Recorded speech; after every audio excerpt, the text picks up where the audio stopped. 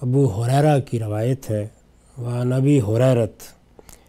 قال قال رسول اللہ صلی اللہ علیہ وسلم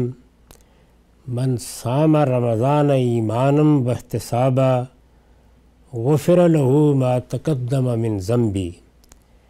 ومن قام رمضان ایمانا واحتسابا غفر له ما تقدم من ذنبی ومن قام لیلۃ القدر ایمانا واحتسابا غفر له ما تقدم من ذنبی۔ رسول اللہ صلی اللہ علیہ وسلم نے فرمایا، جس نے رمضان کے روزے رکھے، ایمان کے ساتھ رکھے، اور یہ خیال کیا کہ میں یہ نیکی کروں گا، اللہ کی طرف رجوع کروں گا تو اس کے نتیجے میں مجھے اجر ملے گا، اللہ تعالیٰ نے اس کا صلہ یہ مقرر کر رکھا ہے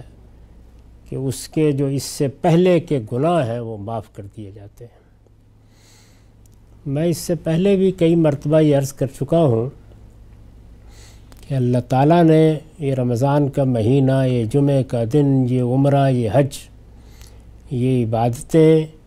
جن مقاصد کو پیش نظر رکھ کے مقرر کی ہیں وہ تو بہرحال دین کے فلسفے اور حکمت کے لحاظ سے بہت غیر معمولی ہیں اور ان کو سمجھنا بھی چاہیے، لیکن ہم عاجز بندوں کے لیے یہ مغفرت کا ایک موقع بھی بن جاتی ہے۔ یعنی اللہ تعالیٰ اس طرح کے موقعوں پر بندے کے رجوع کو قبول فرماتے ہیں، اس کا نماز کے لیے اٹھ کے آنا، اس کا روزے رکھنے کے لیے تیار ہو جانا، اس کا جمعے کے لیے اہتمام کر کے پہنچنا، یہ اللہ کو بہت محبوب ہے۔ یہ در حقیقت اس کی پرستش، اس کی اطاعت کے لیے بندے کی پیش قدمی ہے، اور جب وہ کرتا ہے تو یہ گمان کیا جاتا ہے کہ یہ در حقیقت توبہ ہے، رجوع ہے، اپنے پروردگار کی طرف پلٹنے کا عمل ہے۔ عام طور پر ہوتا بھی یہی ہے کہ جب بندہ یہ عبادات کرتا ہے تو دعا کرتا ہے، مناجات کرتا ہے، اپنے رب سے رجوع کرتا ہے،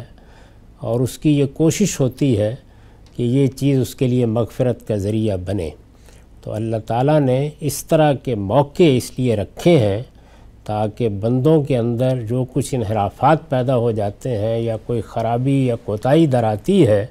وہ اس سے نکلنے کی صحیح کر سکیں۔ دوسری بات جس کی طرف بار بار توجہ دلانی ضروری ہے وہ یہ کہ یہ جو بشارتیں ہیں یہ سب اللہ تعالیٰ کے حوالے سے ہیں۔ یعنی جب ہم کسی جرم کا ارتکاب کرتے ہیں، کسی گناہ کا ارتکاب کرتے ہیں، تو اپنی نوعیت کے لحاظ سے بھی بہت سے گناہ اللہ ہی کے پہلو سے ہوتے ہیں۔ یعنی اگر نماز میں کوتاہی ہوئی ہے، روزے میں کوتاہی ہوئی ہے، اسی طرح بعض وہ چیزیں ہیں کہ جو اللہ اور بندے ہی کے درمیان میں ہوتی ہیں، تو ان میں ظاہر ہے کہ بندہ اپنے پروردگار کے سامنے جواب دہ ہے۔ اسی طریقے سے جب ہم حقوق و العباد سے متعلق بھی کوئی گناہ کرتے ہیں تو اس کا ایک پہلو یا اس کی ایک جہت اللہ ہی سے متعلق ہے، یعنی وہ صرف اس بندے ہی کے مقابل میں جرم یا گناہ نہیں ہوتا، وہ اللہ کا بھی گناہ ہوتا ہے یا اللہ کا بھی جرم ہوتا ہے۔ تو اللہ تعالیٰ کے ہاں اپنی طرف سے یہ معافی کی بشارتیں ہیں، باقی جہاں تک بندوں کا معاملہ ہے ان سے معافی بھی مانگنا ہوگی، جرم کی تلافی بھی کرنا ہوگی، جن چیزوں کے لیے کوئی کفارہ مقرر کیا گیا ہے وہ بھی ادا کرنا ہوگا۔ تو یہ بات ہمیشہ ملحوظ رکھنی چاہیے کہ جب یہ بشارت دی جاتی ہے تو اس کا ہرگز یہ مطلب نہیں ہوتا کہ کسی کا بال لوٹ لیں اور کسی کو گالی دیں اور کسی کو قتل کر دیں، کسی کے کسی عضو کو نقصان پہنچائیں اور پھر اس کے بعد یہ خیال کریں کہ رمضان کے روزے رکھے ہیں تو سارے گناہ معاف ہو گئے۔ اللہ تعالیٰ کی نسبت سے تو بے شک توقع کی جا سکتی ہے کہ معافی ہو جائے گی، لیکن بندوں کے معاملے میں جن کا حق تلف ہوا ہے، جن کے اوپر زیادتی ہوئی ہے، ان کے معاملے میں یہ معافی کافی نہیں ہے۔ اس کے لیے جو اللہ تعالیٰ کے مقرر کردہ قاعدے ہیں ان کے مطابق ہی عفو و درگزر کی گنجائش پیدا ہوتی ہے۔ تو بشارت دی ہے کہ غفر لہ ما تقدم من ذنب، اور فرمایا ہے کہ اسی طرح جس نے رمضان میں قیام کیا، یہ ہم جانتے ہیں کہ رمضان میں قیام کی رسول اللہ صلی اللہ علیہ وسلم نے بہت ترغیب دی ہے۔ عام حالات میں تو یہ معلوم ہے کہ 5 نمازیں ہیں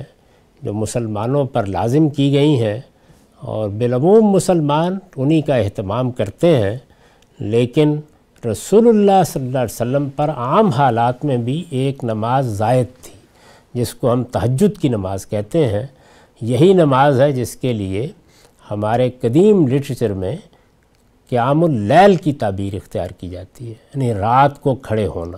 اور یہ تعبیر بھی قرآن مجید سے ماخوذ ہے، چونکہ قرآن مجید نے جہاں رسول اللہ صلی اللہ علیہ وسلم کو تہجد کا حکم دیا ہے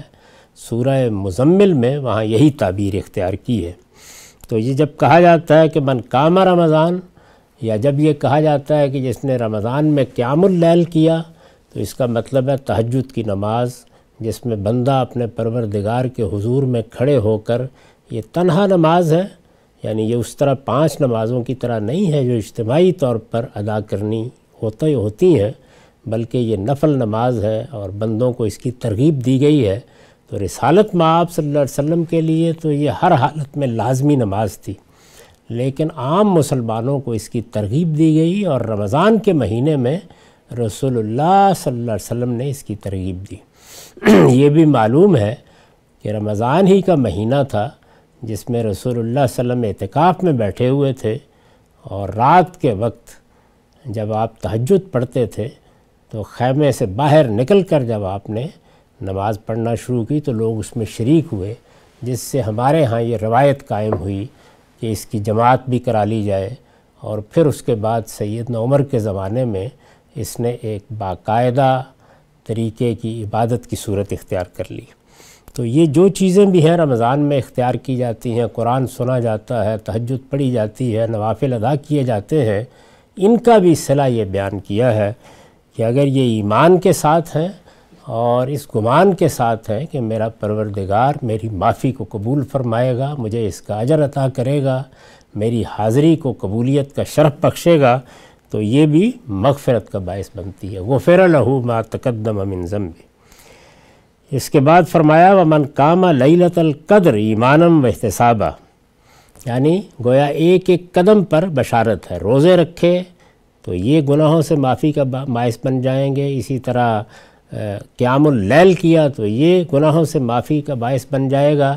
لیکن پورے رمضان میں اگر اس کی سعادت نہیں بھی ملی اور لیلۃ القدر میں یہ اندازہ کر کے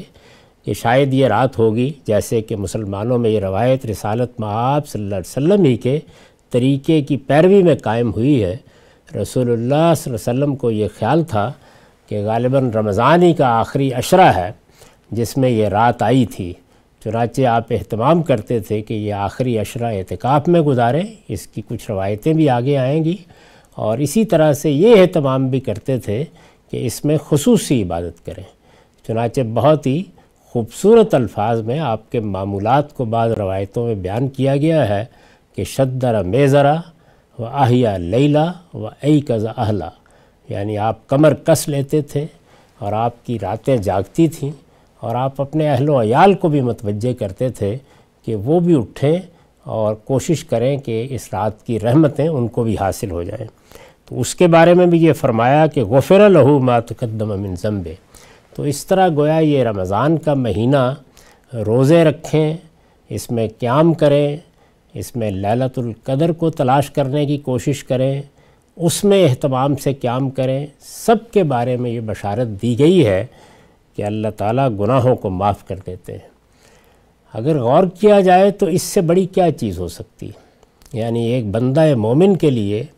اس سے بڑی چیز کیا ہو سکتی ہے کہ غلطیاں ہو گئی ہیں، کوتاہیاں ہو گئی ہیں، غفلت میں رہے ہیں، معلوم نہیں کتنا عرصہ تک نماز میں کوتاہی ہوئی، روزے میں کوتاہی ہوئی، حج و عمرہ کے معاملے میں پورا اہتمام نہیں کیا، دنیا جہان کے سفر کرتے رہے لیکن خیال نہیں ہوا۔ تو اب اگر رجوع ہو رہا ہے اور اللہ تعالیٰ نے توفیق دی ہے، اور کتنے لوگ ہیں جن کے ساتھ یہی معاملہ ہوتا ہے کہ عمر کے ایک خاص حصے میں ان کو کچھ دین کی طرف رغبت ہوتی ہے، اس میں سب سے بڑی چیز یہی ہے کہ اللہ تعالیٰ اس سے پیچھے جو گناہ ہوئے ہیں ان کو معاف فرما دے۔ تو یہ رمضان کا مہینہ اپنے روزوں کے لحاظ سے بھی، اپنے قیام کے لحاظ سے بھی، اور لیلۃ القدر کے لحاظ سے بھی یہ روایت بتا رہی ہے کہ مغفرت کا ذریعہ بن جاتا ہے۔